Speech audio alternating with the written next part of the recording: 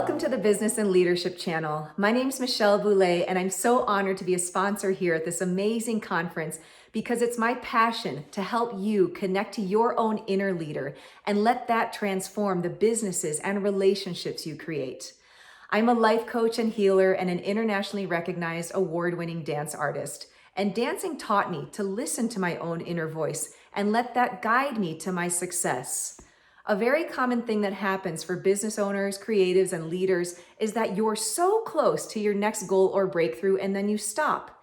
Doubt kicks in, worry, procrastination, fear, overwhelm, which kill growth in your business and creative process.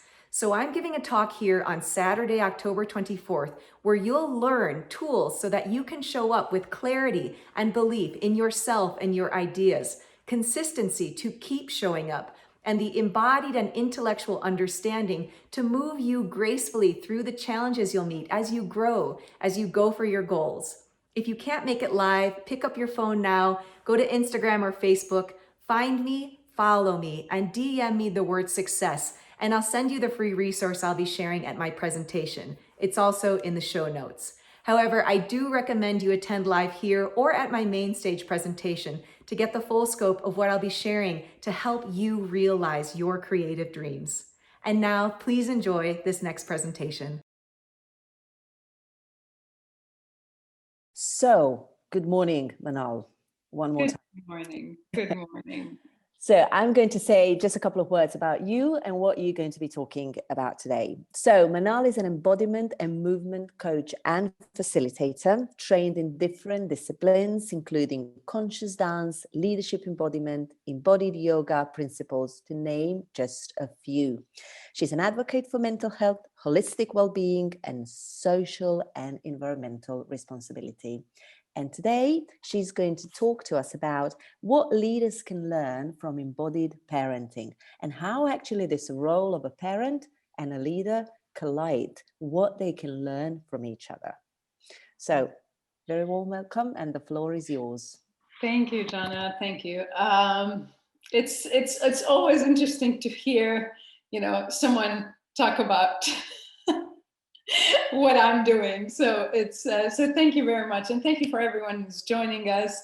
If you could put in the chat where you're from, or, my first question would be, the parents who are here. And, this session is open for everyone, not just parents, but I'm curious to know the attendees. If you're a parent, if you want to share how many people you have, how many kids you have. They are little people, maybe smaller people, and maybe some of you would have adult children. Sharing the chat. How many kids do you have? And for you, what makes China one boy? What makes a good parent? And there's no right or wrong answer. Just, a thought of toddler doesn't, yes, that's what toddlers do. I personally have, it's funny also when I say have, I birthed two children. They're 13 and 15. And I always, when I write last few years, when I say how old they are, I'm just marveled of, wow, I'm a parent for all that long. And it's an interesting, certainly an interesting ride. Well, so let me share a little bit about myself first. So I come from, conscious dance movement, technique, and, movement facilitation. And when I started coaching about 6 or 7 years ago, I started with health coaching and moving a little bit out of that into leadership coaching. And I did many trainings in leadership trainings, whether embodiment or not, executive coaching, and all those things. And but I always felt that it's a bit out of place it's not, there's something that is not, I'm not connected with. And then I started on this, kind of search, and I'm thinking about what I'm good at, what my experiences are. And when I realized that big part of my life, at least the last 15 years, is being a parent, and I really know that territory very well. I know the ups and the downs and the doubts and all that. And I started reflecting on my own experiences. And I felt like, what would I want to hear, would have wanted to hear before. I want to interrupt just a second. Jana, is everyone seeing my screen? Or is it, I just want to make sure. Your screen right now? Yeah, because when I'm talking, I'm seeing your screen. Yeah, and we're seeing you, actually. We okay. Don't okay, perfect. That's my my view. Okay, perfect. Okay. And then I realized that parenting is something that I'm really passionate about, even more than, business leadership. And I've asked the question earlier, and I invite you to put anything in the chat of, when I say what makes a good parent, I know there's a lot of assumptions and judgments that we parents have. But, when you see someone and you say, oh, they're a good parent, what are the qualities that that you think of that makes a good parent? I'll give you a few seconds to think about it, if you'd like to share. Respectful.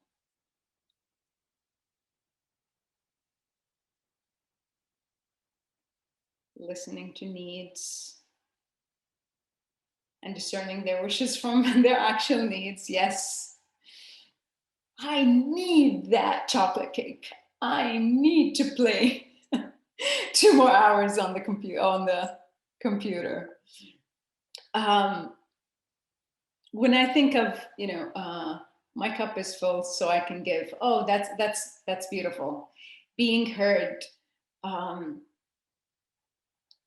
to me, parenting, or at least the parent I aspire to be, is a good listener. Is a good listener, supportive, yet also available. That's, absolutely true. Can make decisions, can plan, can be assertive yet flexible at the same time. So all these qualities that pop up when I'm thinking of a good parent. And if I take it to a leadership perspective, whether it's a business leader in a corporate environment, or even a political leader, or even community leaders, what qualities would also pop up in your head that makes you say, oh, okay, this is a good leader. I'll willingly follow that person. And again, there's no one way of doing it. Who would you like your leader, in a city or a country? Ideally, let's be idealistic here as well. Not talking about reality. So what makes a good leader?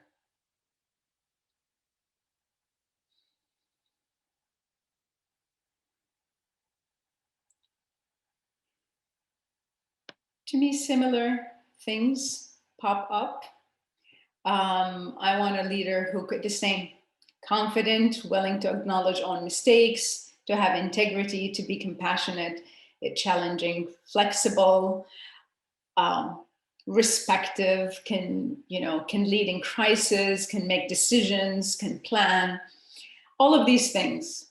And when I look at the parallel between parenthood and, being a parent and being a leader, it's essentially the same. And we are our kids' first leaders. Kids learn from what we do way more than what we say. So we're leading them, where we even have this immense responsibility to model and help them co-create their own personality, their own way of being. That's what, we are, most of the time, at least. Parents are the first teachers. So with that, and finding that there are those, it's very similar qualities. For me personally, it was sort of like, the thing that is right on your tip of your nose that you can't see, but yet it's so obvious, is that those two things. So I started looking at my leadership training and seeing how could these trainings and qualities and practices can help me be a better parent. And then I realized that the whole conversation of parents being leaders is almost non-existent. There's always, I feel, and please let me know in the chat if you agree or you see it otherwise, that the role of parents are many times minimized as something that either we already know how to do or that it's not important. So many people would say, yes, I'm the chairman of this and this company, I'm a writer, I've written 5 books, I'm whatever it is, the title that looks awesome and big, CEO, executive something, coach, and most of the time, the role of a parent is not existent. There are a few people who proudly say, I'm a mother, I'm a father, but it's not, dare I say, not respected as a role. And it feels like, because I've spent many years as a stay-at-home mom, and I always had, I wouldn't say, I'd love to see more. Yes, absolutely. Thank you, Christina, for sharing that. I've always, not always, I'm not going to generalize, but many times I've seen these looks as like, oh, stay-at-home mom, so you're not a productive member of society. And being a stay-at-home mom is a choice that I made. And I was very lucky to be able to have made that choice.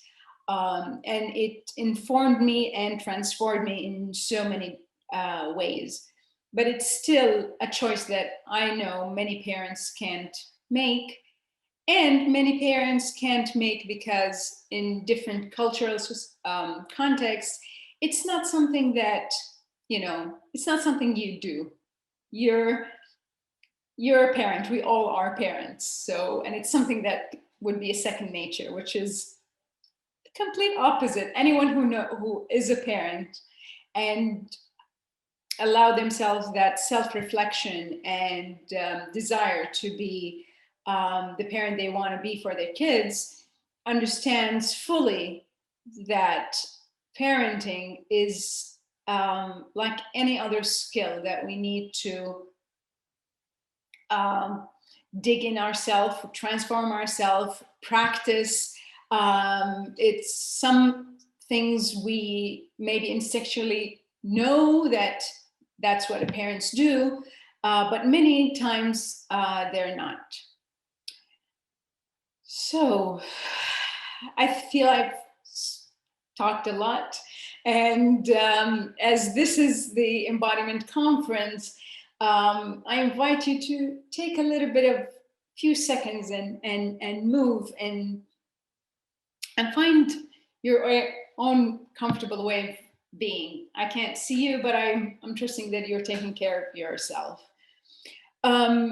So with all that history that that I've just mentioned, I've started to look at parenting as cultivating leadership skills in parenting. And when this wonderful year of 2020 and the lockdown happened earlier this year, and it was a tough time for everyone, I started to reflect even more on this. I've already started to explore this topic of parenting coaching and how leadership skills can help parents. But with lockdown and the high stress level that we all been in, especially with our kids, and I know my heart goes to the parents with really young children, toddlers, who are their life is communicating with other people, and they kindergarten and going outside, which when it was not possible, that was very hard. So the lockdown gave me a bigger, what they call the launch pad of what I've learned from my leadership training. And I'll share with you today what I feel like the most important skills that a parent have. And within a few months, I've fully, wholeheartedly stepped into, yes, this is what I want to do, is embodied parenting coaching.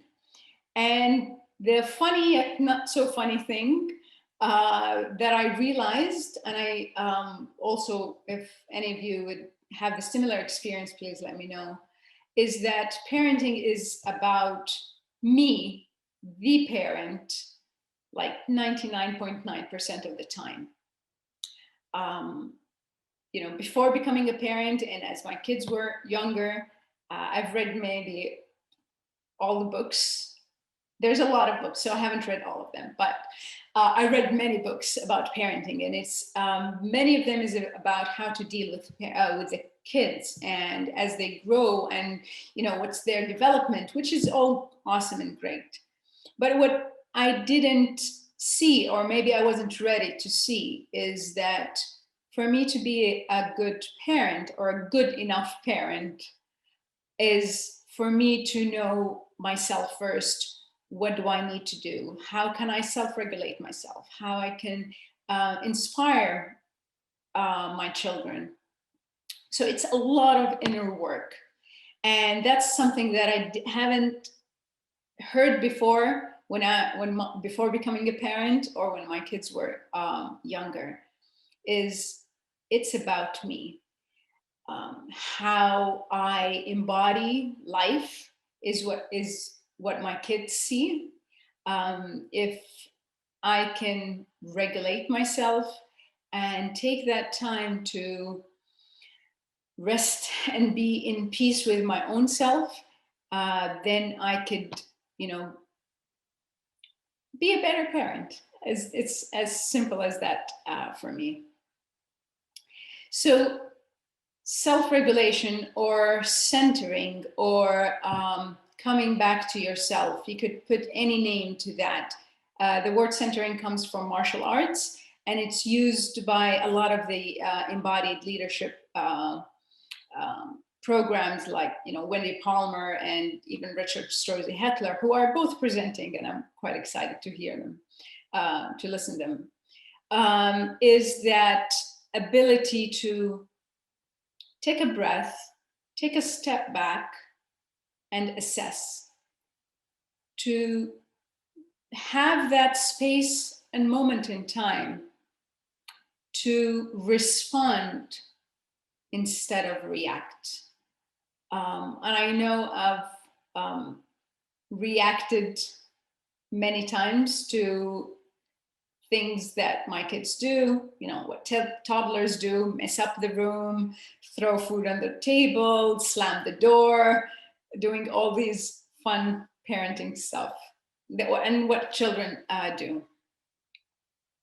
And as I dug deeper into teachings of, the nervous system, and Dr. Dan Siegel, and many of teachers, I became more convinced that it's really about me.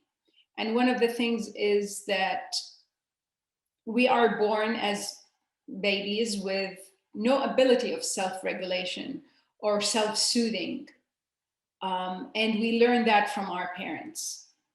And if a parent, like myself, when 10 years ago, or 5 years ago, actually, I don't have the ability to self-soothe or self-regulate when stress are high, when my kid is having a tantrum, then my expectation that they would be able to do that for themselves is almost at their, it's ridiculous. That it's, you know, if I cannot do this as an adult, how can they do that? So I found that centering, self-regulation, self-soothing is one of the best skills that, yes, everyone needs to learn, especially parents that, you know, maybe, you know, during pregnancy, that would be the number one thing that all parents practice. So I'll invite you to do a little bit of an experiment, and please do exercise your own personal choice. If you are not ready to do this, or you're doing something else while you're doing that, you know, let that go and come back to it if you'd like to do it another time. So on a scale of 0 to 10, 0 being something that is really nice and easy, life is good, nothing, there's no stress, and 10 being way too stressed and it's almost a chaos and maybe out of control from the stress. Choose something that it's 2 or 3 with, in the parenting domain, that could be something like something that ticks you off a bit, but it's not a big deal, that it's not, you know, a big stressor. You know, towels on the floor. Yeah, I have 2 boys, teenagers, and they seem to think that towels belong on the floor. Maybe the dirty dish under the bed.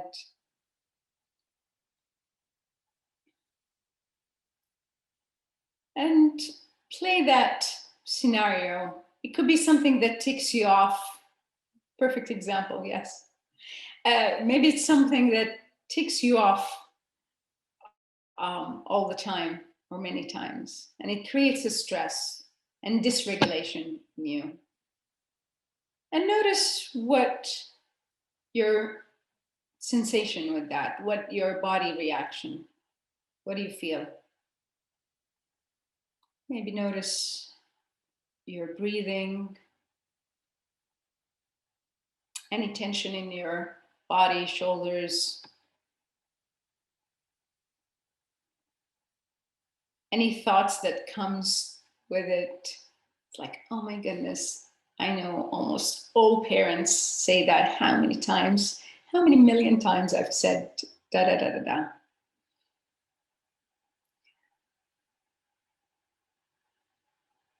And maybe try to find a solution at that point with, you know, with that annoyance of, okay, no computer for the rest of the day.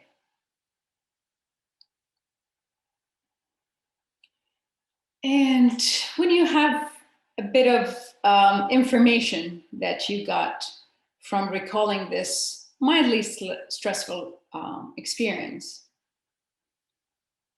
with that, I'll invite you to come into a place of self-regulation.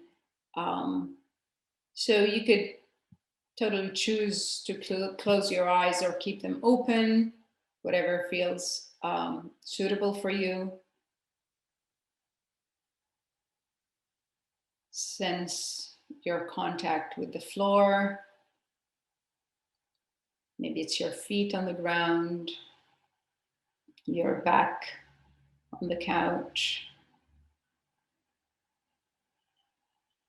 And let your jaw soften, shoulders.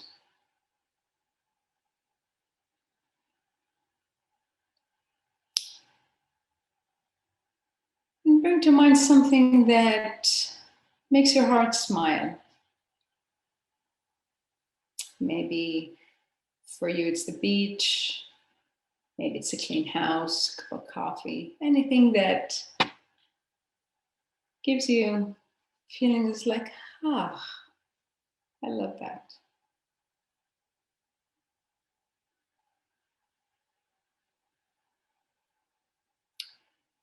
And now bring that back, that stressor, that annoying thing that your kid or someone else does, and ticks you off and creates that level 3 stress in you.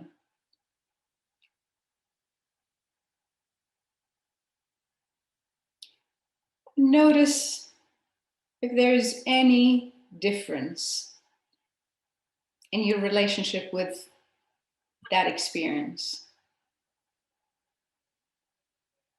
And there maybe at this time there's no difference whatsoever.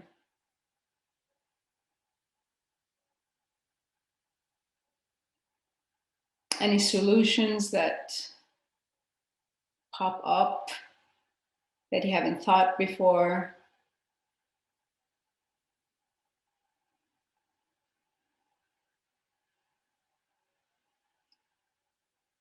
To me, when my experience with this is, I feel that there's a distance, and I don't know if that's your experience.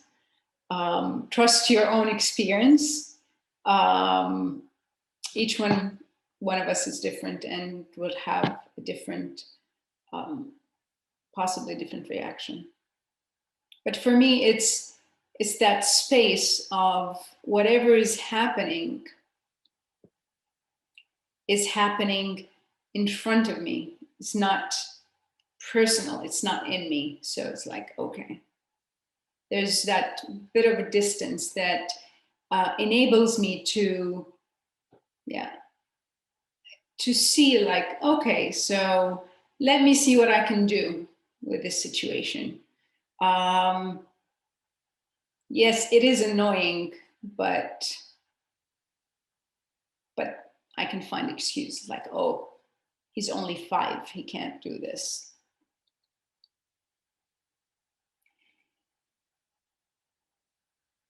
And this place of connectedness, I feel I'm connected with who I am, with my own essence. And I feel a sense of calm, regulated. And it reminds me also of the times that I wasn't.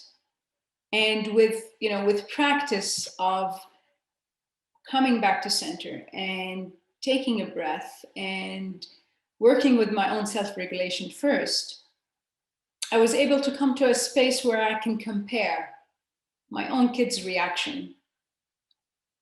And we're talking about leadership as well.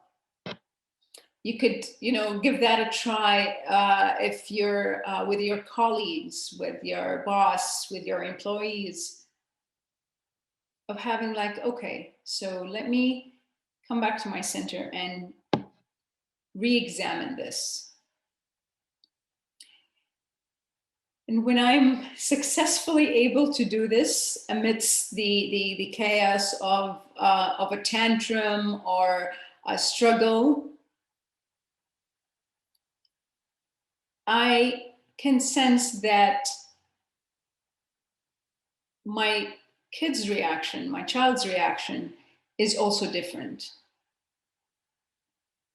When I'm anxious and I'm reactive and I'm screaming and I'm exploding, they don't calm down.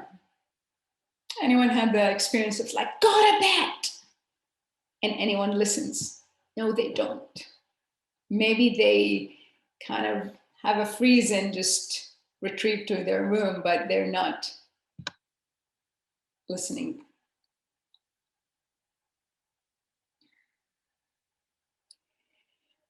So with that, me creating my own self-regulation as an adult, ideally, we are supposed to be doing that most of the time with our kids. And with that, I'm not only doing myself a favor and moving from a reaction to a response, I'm also teaching my child how to do this to themselves. As I mentioned earlier, babies, we're born with no ability of self-regulation. We are dependent on our parents to learn that. So there's a co-regulation. And I think, many people can relate to the baby crying and the parent holding them up and soothing them, and they kind of stop that crying and go back into a blissful sleep. And that's essentially what we're doing with these. So when there's conflict of tantrum and my own stress response is high, and my own pattern is to go to a fight response, I am also dysregulating my child. So if, with the skill of self-regulation and coming back to myself, I am allowing myself to take a step back, and I'm allowing them to also first to learn how to do it, and probably they can't name it, but kids know when there's something wrong. They have that sense of, oh, this person is safe, this person is not safe. Especially the younger they are, they know when someone is upset. When it comes to breastfeeding, mothers are always encouraged to be relaxed so the baby can relax and feed easily.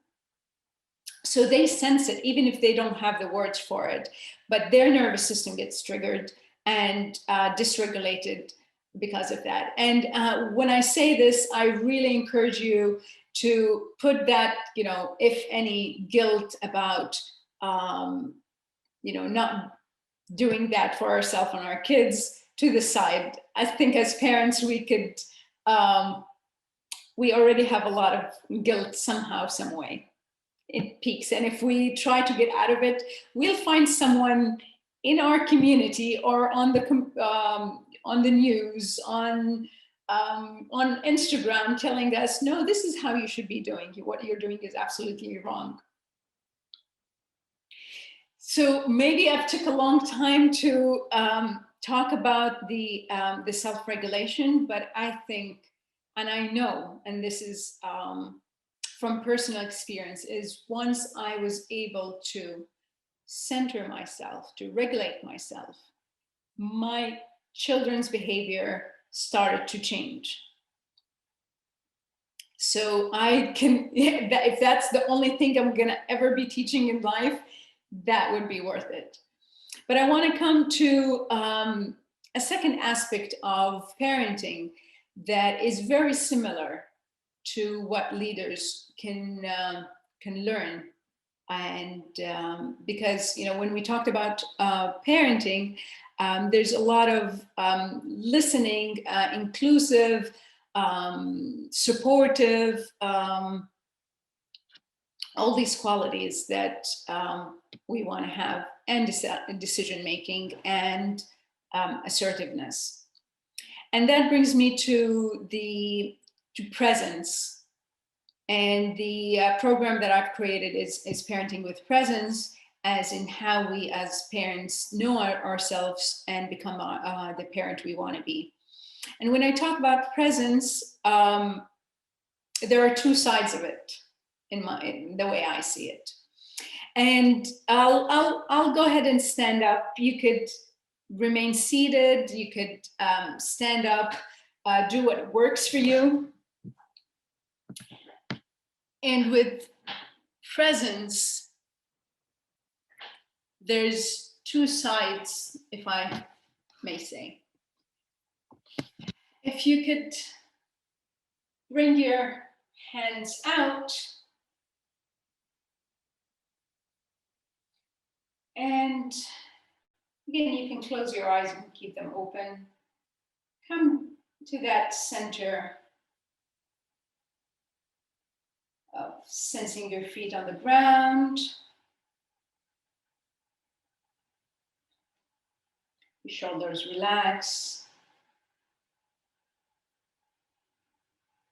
And extending your arms out as if creating a circle.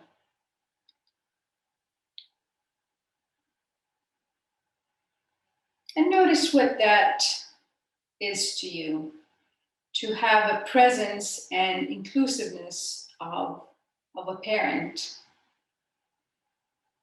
It might, for me personally at least, could be challenging, of being in the space with our children, listening, connecting, allowing them to make their own mistakes and learn.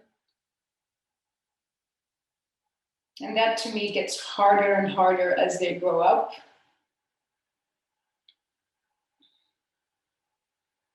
It's almost, there's a tiny, for me, bit of tilt to the back of allowing things to happen.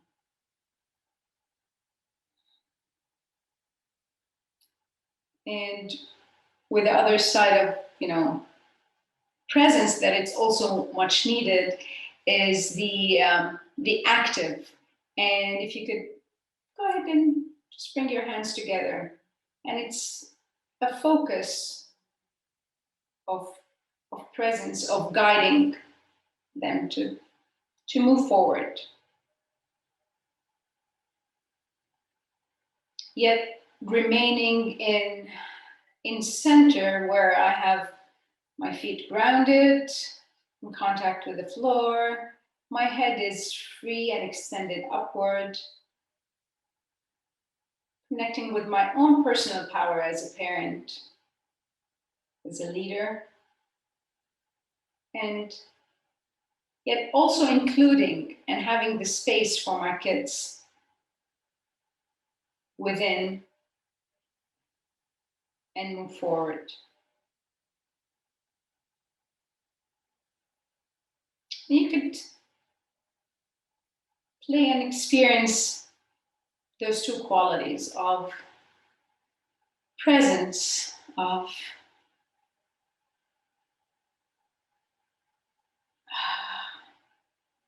loose shoulders, standing tall yet inclusive, and opening up.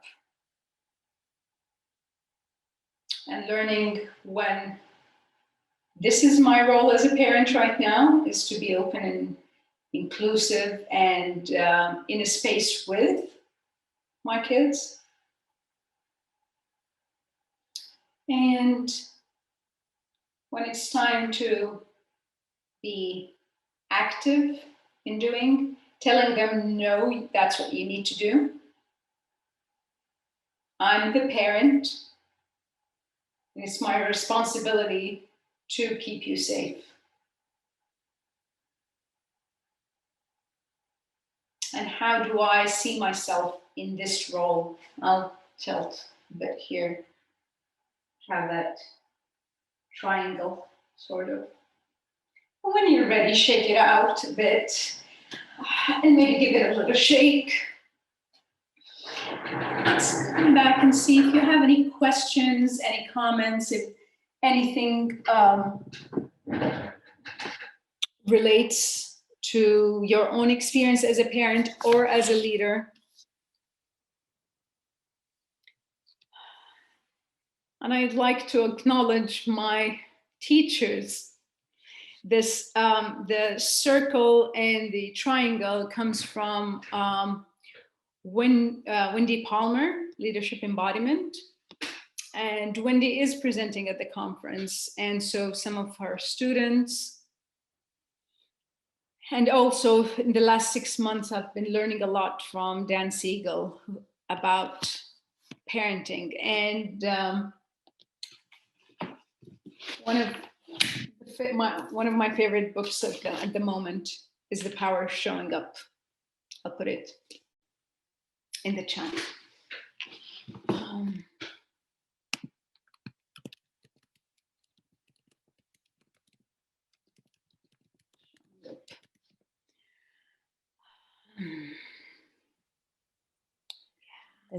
There's also one of the sort of questions in a chat box. What about the role of the step parent? And I think when it comes to parenting, there is any caretaker would be the same thing. Now, the step parent, it depends on the relationship. I am not a step parent, so I don't have a lived experience with that. But from the people I've talked to about this, some see it as a nice spot of being yet an adult figure. And that was, both parents were, alive and involved in the child's life. So she was like, she loves being a stepmom because she is an adult figure, but she's not an immediate parent. So there's a different kind of relationship. But all these skills that I've mentioned, centering self-regulation, having a presence of receptivity and action are, applicable to any relationship. You could do these experiments with, as I mentioned, at work, with your friends, in any relationship. So it's, it's a life skill, and that's why parenting is knowing, it's what I'm doing with my own self. It's a self-development experience, and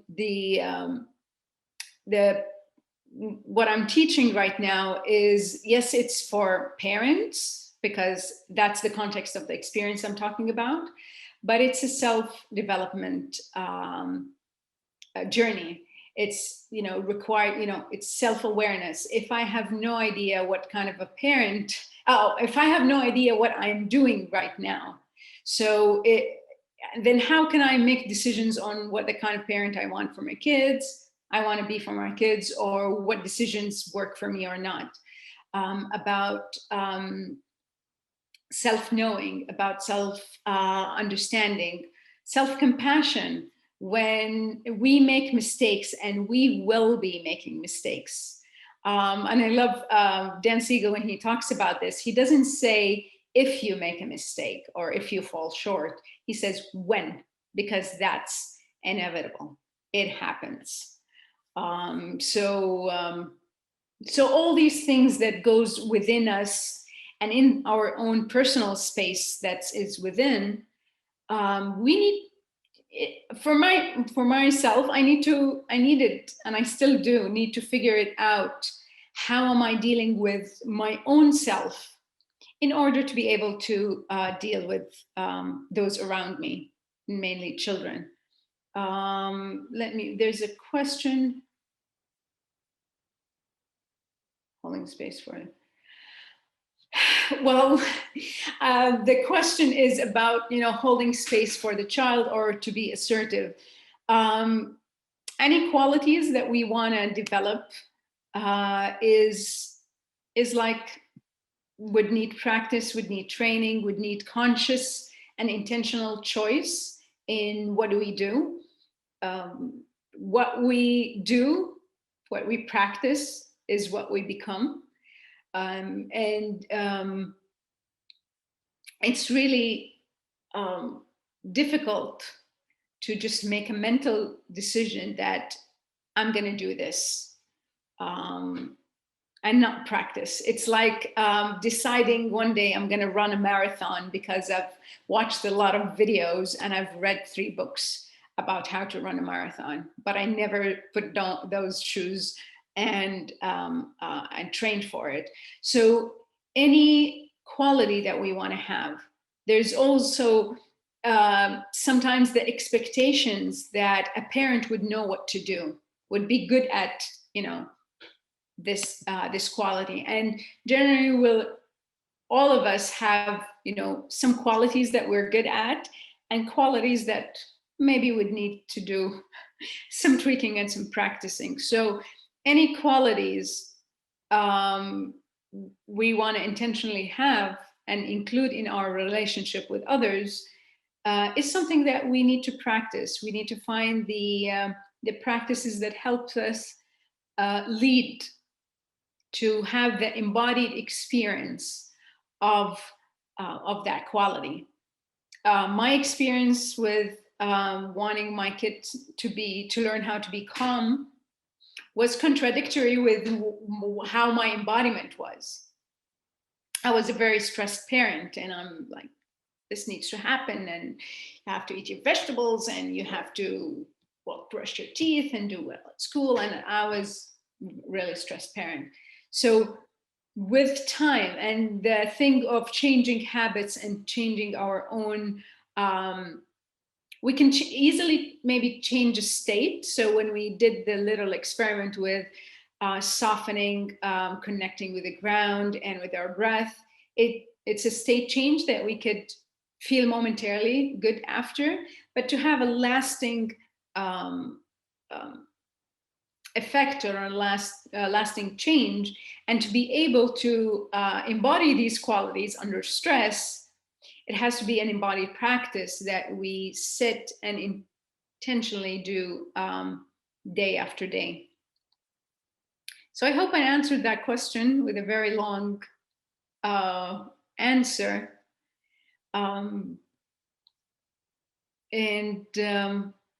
If we could keep the questions going, I could keep talking about this. And the experience that I get from people I talk to, and my clients is like, yeah, that realization of parenting is an inside job is quite profound. And the same thing goes to leaders, whether in a business environment or any context. A leader would have to know what they want to do, what they are doing to be able to choose. They should be able to do all these things. And I think for me, this parenting topic is quite an important part of life that we need to acknowledge more, and we need to say that it is hard. And I find that especially for mothers with young kids, it is really a hard job, and it's not easy to do it alone. It's not meant, honestly, to be done alone. The saying is like, it takes a village to raise a child is true, and I understand that not everyone is privileged and able to provide that environment for their kids. Single parents are doing the best they can, and that's maybe what I would like to end with, especially, is that the good enough parent, that we are trying to do it. We're trying to figure out how to navigate this territory of being a parent, but acknowledging that it is difficult and we need to seek help. We need to ask, look for guidance. We need to acknowledge that it's not something I can do well. And this is, another thing, yeah, this is the parent I want to be. So other noise that comes up, it's like, okay, I'm going to do this thing. And I don't have to be everything. It's not the perfect parenting. There's no such thing as perfect parent. Yes. Well, other than saying, there are two parts of it, because I understand there's always this parent guilt that, first of all, it's normal that we make mistakes. It's not supposed to be a stress or conflict free relationship. There's the secure attachment that a lot of people talk about, and I mentioned again Don Siegel, who's a researcher. It's not a conflict free relationship. What matters is correcting it. It's correcting the mistakes and trying to do better. And I, from my experience and those around me, kids know when you're trying to do better. They see it. They empathize with that. So, feeling guilty, it is a way of life. That's how it happens. Each relationship would have a rupture. We want to focus on the repair, and it's never too late. It's never too late to do any of these things, to self-improve, to self-reflect and say, oh, I want to do better. It's never too late to communicate with our kids and cultivate the relationship.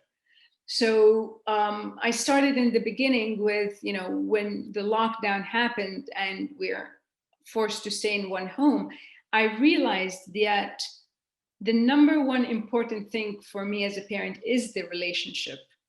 And that is a give and take. It's a receptivity and action.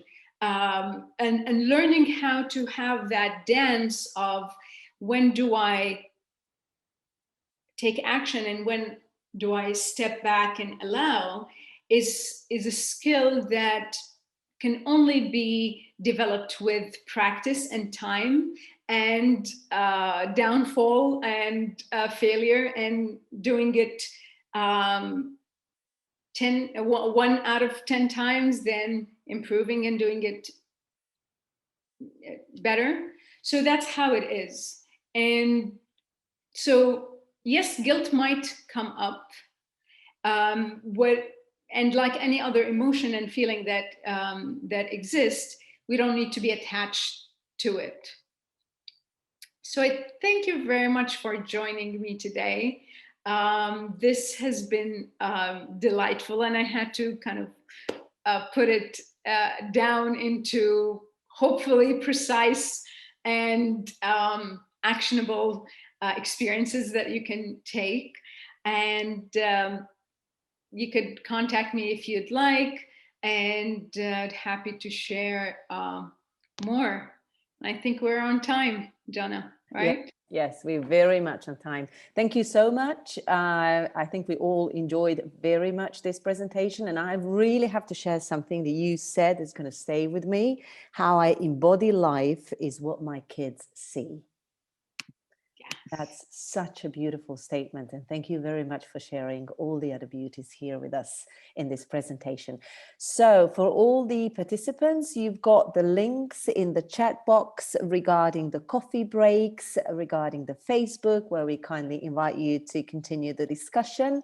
You've got Manal's website link, and also the link for our sponsor, channel sponsor. I'd like to remind you that you have this presentation available for 48 hours after today, and that you can go to the conference website to buy recordings, which will enable you to own the library and digest in your own time. It will be a thank you to us, and it will also enable everybody else to access it for free live. So do consider that opportunity, because there's a lot of content and you want to digest that at your own pace and in your own time. So one final thing from you, Manal. What's your top tip on how to stay or be more embodied? To me, what is alive to me these days is rest and trust. Sit back and rest in that trust that it's all going to be okay. Beautiful. Beautiful. Thank you so much. And also don't forget to join us for the next session in this channel. It's going to be Thea Allison with Embodying Magic as a Leader of Life and Business. Thank you, everyone. And we will close with this. Have a great day. Have a great day. Thank you, Jana. And thank you, tech host. Thanks, everyone. Goodbye. Bye.